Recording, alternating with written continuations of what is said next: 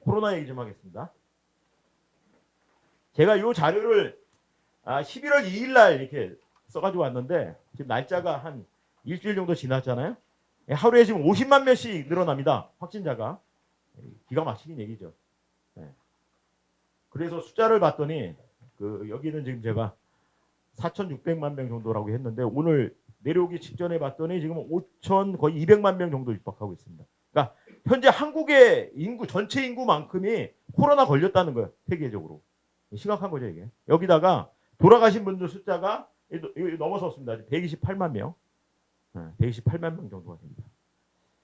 100년 전에 스페인 독감이라는 게 한번 창궐을 했었잖아요. 이게 100년 만에 최대 지금 감염병이다 이렇게 얘기를 하는데 스페인 독감 때문에 전 세계 인구의 3분의 1 정도가 감염되거나 돌아가셨다고 그래요. 그때 이제 돌아가신 분 숫자가 한 5천만 명 정도가 돌아가셨다고 합니다. 1월 21일 시작으로 해서 코로나가 아주 가파르게 상승하고 있고 이거는 금년간에 끝날 것 같지가 않다. 최소한 내년에도 이대로 간다. 왜냐하면 인류가 개발한 지금 치료제가 마땅하지가 않습니다.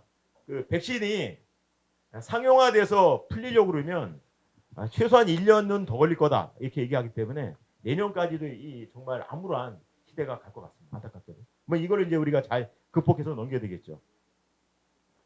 3월 1일까지만 하더라도 확진자가 1국가에서 5천 명 이상 되는 나라는 중국밖에 없었습니다. 그죠? 3월 중순에 4개 나라가 돼요. 이 4개 나라에 우리나라가 들어갑니다. 세계 랭킹 2위였어요 당시에. 중국, 한국, 이란, 이탈리아였습니다. 자, 그래서 이제 최근에 보면 제가 오늘 날짜로 안 봤는데 140개가 넘어갔을 거예요. 어제 날짜로 제가 이렇게 지하철에서 봤더니 140개 나라가 넘었더라고요. 이 얘기 뭐냐면 지구상의 웬만한 인구를 가진 나라의 경우에는 코로나가 다 지금 확산돼서 전염이 전 세계에 다 창궐했다 이렇게 보시면 되는 겁니다. 이 파란색은 이제 확진자 숫자를 표시한 거고 지금 5,200만 명까지 올라갔다 이런 거고요. 이거 나라별로 이제 저희가 따져봤는데요. 미국이 지금 1,000만 명이 넘어섰습니다. 확진자가.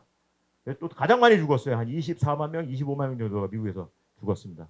이 숫자는 미국이 2차 세계대전에 참전해서 세계전쟁을 수년간 치르면서 죽었던 인구하고 비슷합니다. 사망자 숫자가. 그 정도로다가 이 코로나가 지금 맹위를 떨치고 있다는 거고요. 지금 프랑스가 세계 랭킹 4위까지 지금 치고 올라갔고 우리나라는 지금 90위 정도 된다라고 합니다. 큰 감염병들을 맞았던 적이 있는데 2000년대 초반에 사스도 맞았죠. 그리고 메르스 원래 2012년 월드컵 때 떠졌는데 우리나라 조금 늦게 들어왔어요.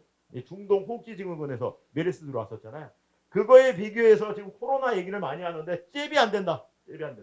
자 보세요. 확진자만 하더라도 5,200만 명 지금. 메르스나 사스는 전 세계 다 합쳐서 숫자가 몇천 명에 불과했었습니다.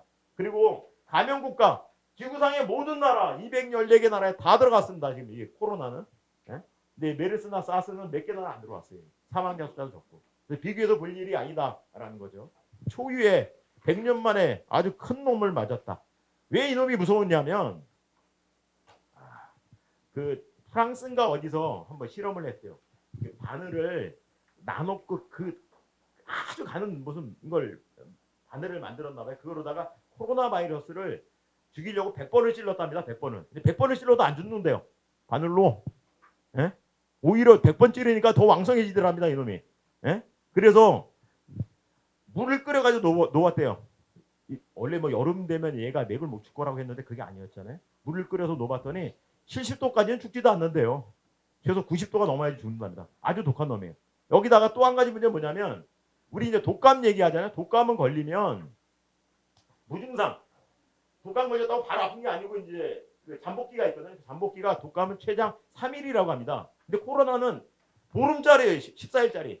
그래가지고 코로나 일단 검사를 해서 나오게 되면 무증상 상태에 있더라도 14일 동안은 꼼짝을 못하는 겁니다. 그러면 회사 나가서 일을 해야 되는데 14일 동안 회사 나가서 일을 못하게 되는 거고 가게 점포문을 닫아야 되는 거고 이러니까 경제에 미치는 영향이 아주 심각하게 나타나는 거죠.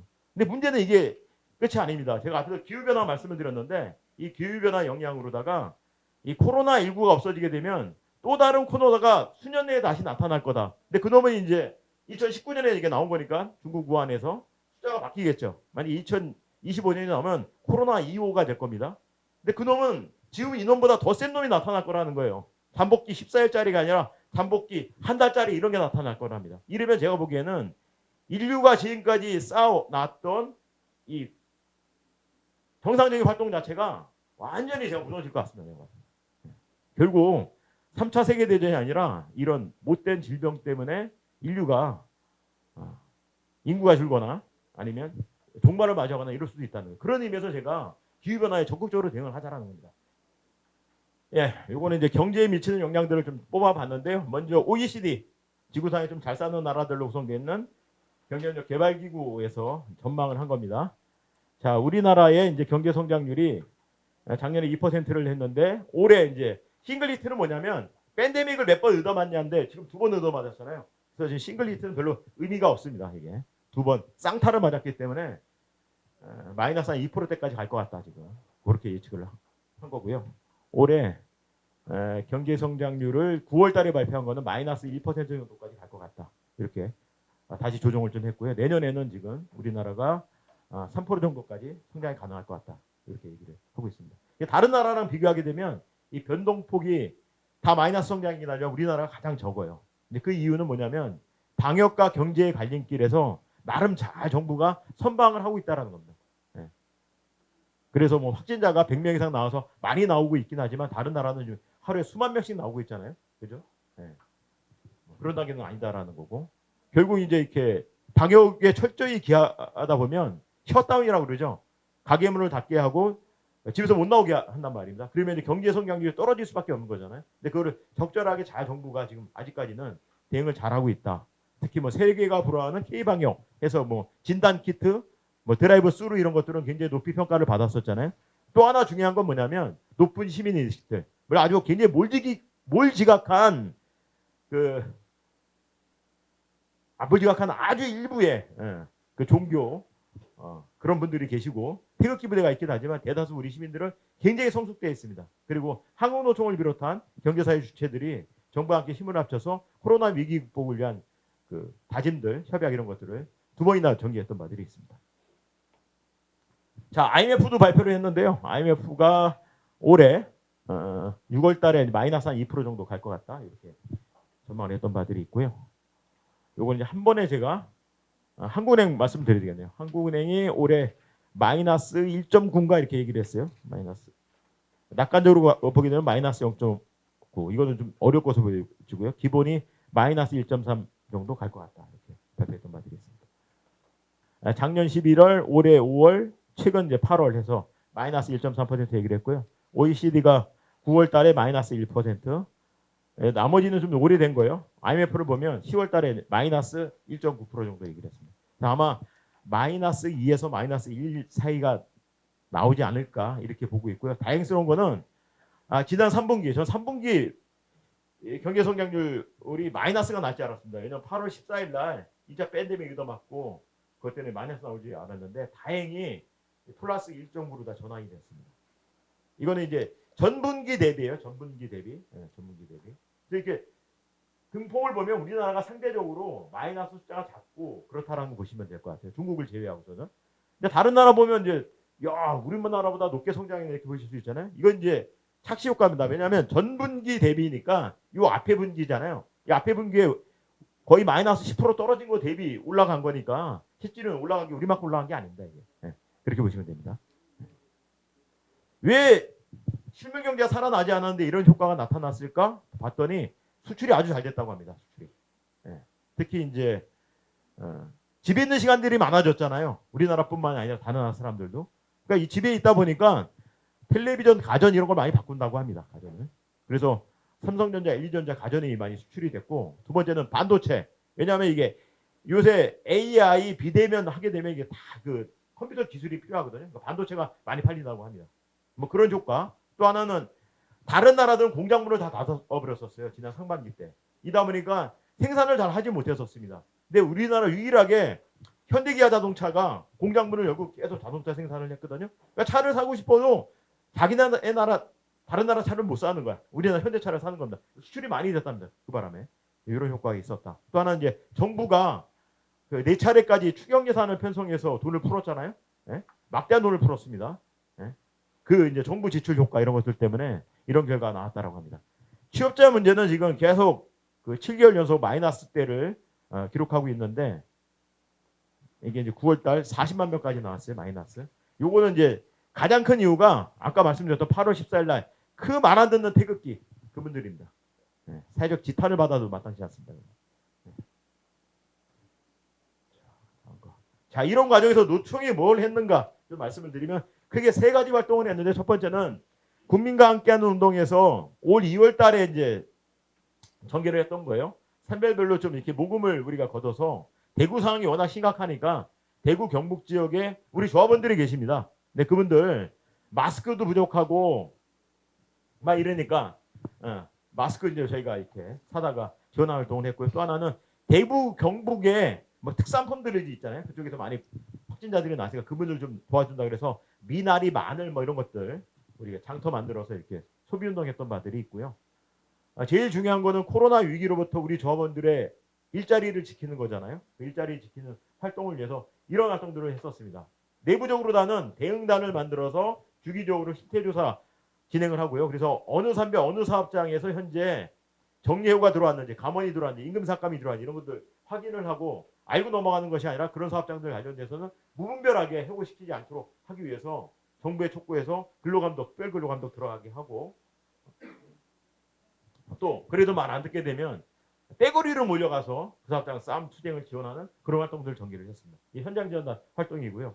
또 하나는 이제 우리가 사회적 대화를 통해서 정부에게 현장 고용을 지키기 위해서 정부가 이러저러한 조치를 취해라. 그래서 사현장 확대가 필요하다. 이런 이제 요구하는 활동들을 전개해 왔습니다. 그래서 가장 지금 어려운 위기 업종들이 있는데 지금은 뭐 전방위적으로 퍼져서 다들 어렵고 힘들긴 합니다. 근데 제일 어렵고 힘든 데들이 지금 관광 서비스 이쪽입니다. 관광 노련에 호텔들 지금 보면 큰일인 게 그 요커들 중국인들 막 몰려온다 그래서 몇 년 전만 해도 서울에 호텔이 부족하다 호텔 전화 막 이렇게 했잖아요. 근데 지금은 관광객들이 안 오니까 이 호텔들이 고용유지지원금 받고 지금 7개월, 8개월 이렇게 버티고 있는데 이 한계에 다다른 겁니다. 그래서 어떤 일이 벌어지냐면 여기 이제 마포대교 건너오시다 보면 오른편에 가든 호텔 보셨죠? 가든 호텔. 예? 그래서 강남에 가면 팔레스 호텔이라고 있습니다. 팔레스 호텔. 예.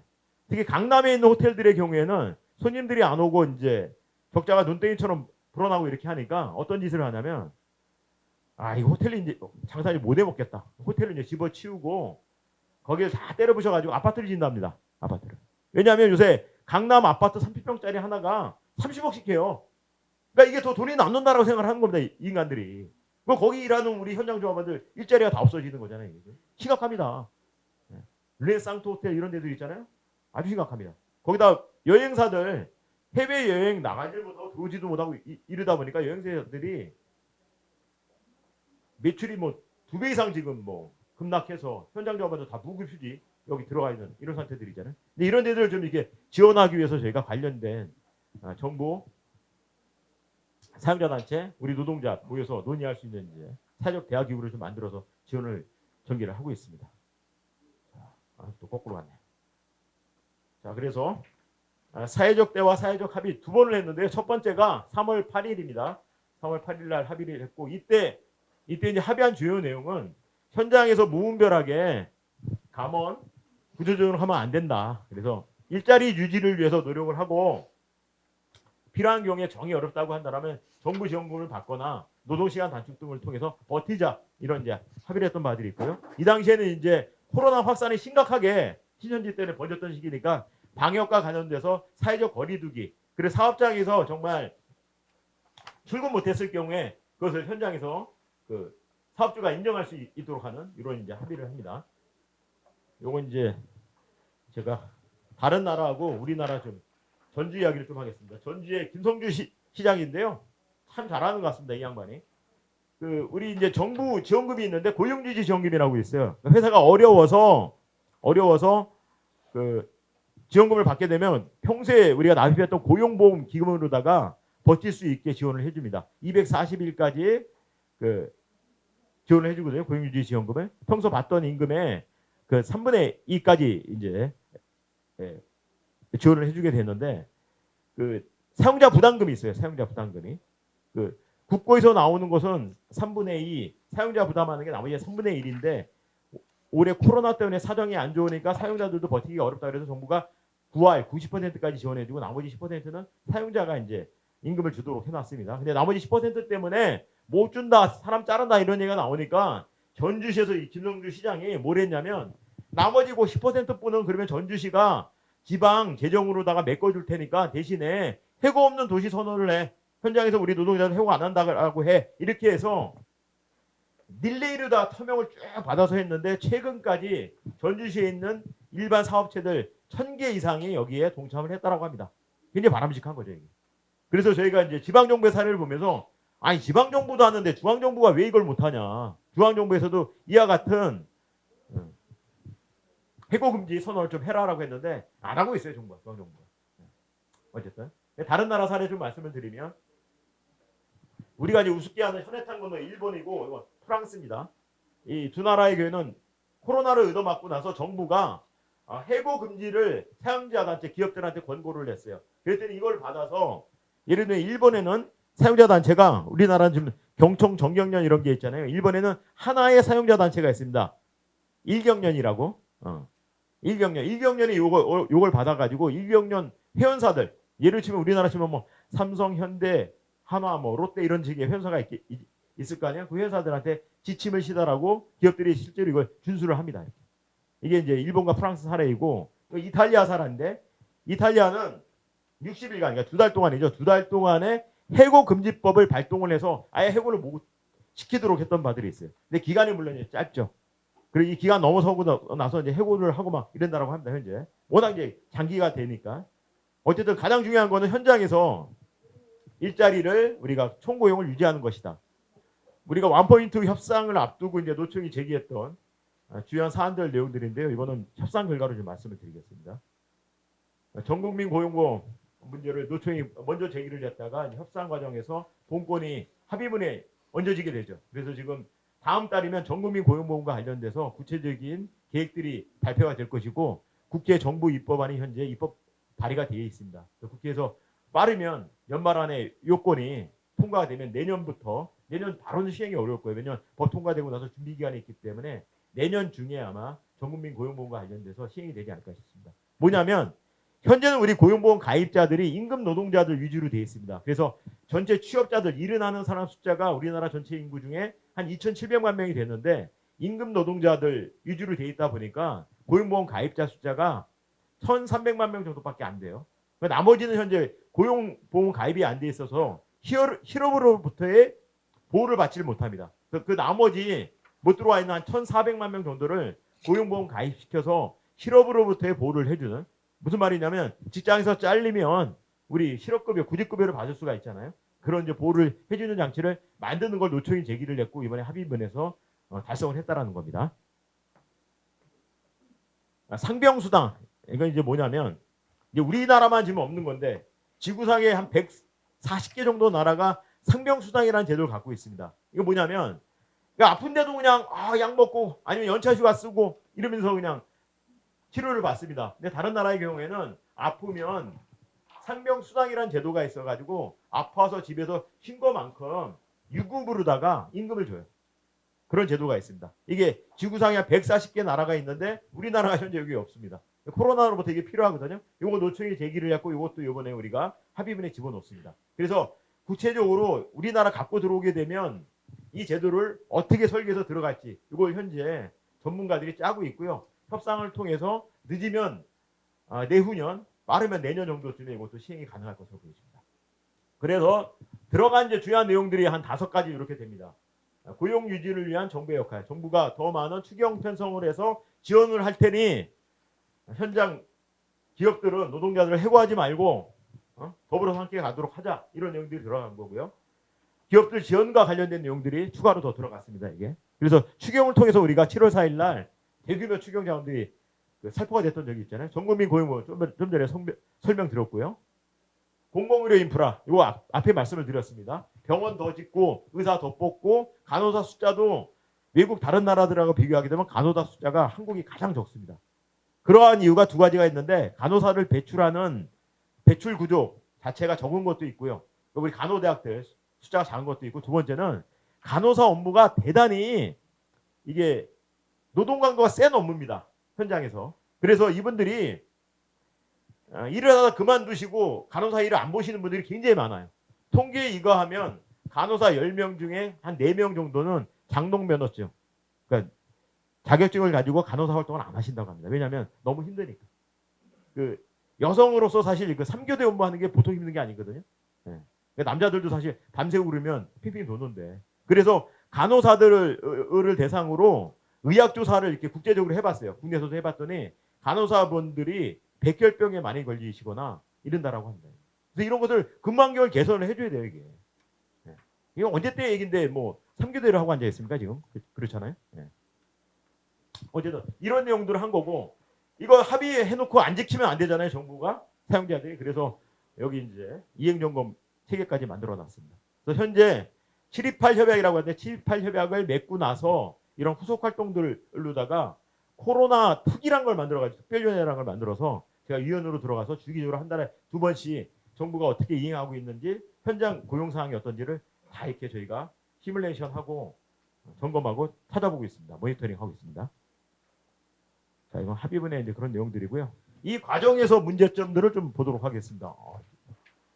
문제는 이제 정부가 좀 소극적인 역할을 했다. 뭐냐면 우리가 이제 전주시 앞에 얘기했잖아요. 전주시처럼 좀 그 해고 금지 이런 거 좀 선언을 해라 이런 얘기를 했는데 그런 거 안 받은 거예요. 중요한 내용들을.